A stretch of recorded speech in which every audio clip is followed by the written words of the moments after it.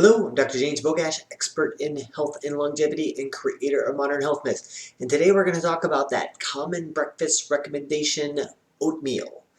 And actually one of the most popular posts I've ever had on my website was an article on oatmeal. And I wrote this years ago, and my belief and thoughts on oatmeal have not changed over the years, in that it is not as good for us as most people think. And that's largely because of how we eat. Just like everything else, the more processed oatmeal is, the less healthy it is for us. So all of this was kind of raised by a particular research study that looked at multiple studies. And so the researchers looked at multiple studies to see how much processing of the oats had an impact on blood sugar response and insulin response. But before we start about that, we should probably talk about glycemic index. And oats are generally thought to be good because they have a lower glycemic index. That means the higher the glycemic index, the faster sugar hits the bloodstream.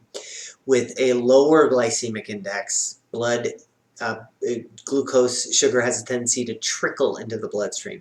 So we want lower, not higher.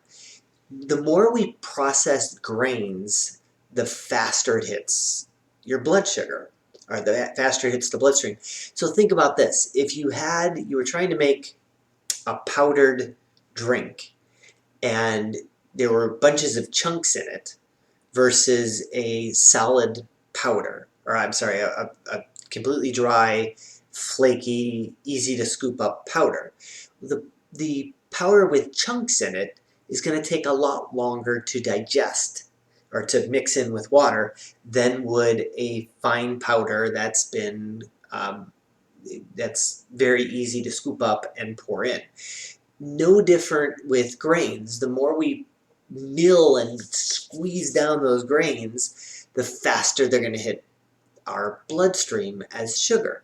So that means, like for oats, for wheat, you look at things like crushed or stone ground whole wheat is going to have a lower glycemic index and be better for us than enriched whole wheat flour, which is just completely milled and it's going to hit your bloodstream rapidly. So sure enough, in this, the researchers, when they looked at studies looking at oatmeal, they found that the more processed oatmeal didn't have a positive effect on our blood sugar, but the less processed oatmeal, so think about your Irish oatmeal, or I'm blanking, not the instant oatmeal. So your Quaker instant oatmeals, we should not be eating those. Those are not good for you. They're not going to lower cholesterol. They're not going to lower your risk of diabetes. If you're going to do oatmeal, we're going to have to stick with the oatmeals that take longer to cook, and those are going to be better. They're going to have a lower glycemic index. Feel free to mix in a little bit of honey, some raw nuts, some pecans, walnuts, whatever you might want to mix in.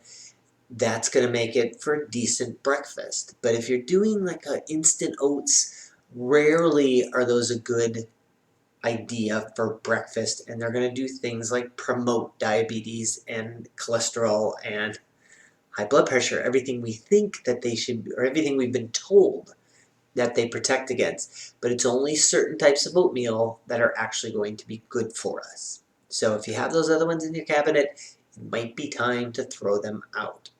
As always, I will post a link to this particular study in the description. Make sure you share this video with somebody who does think oatmeal is the best thing since sliced bread. Subscribe to the channel and like the video.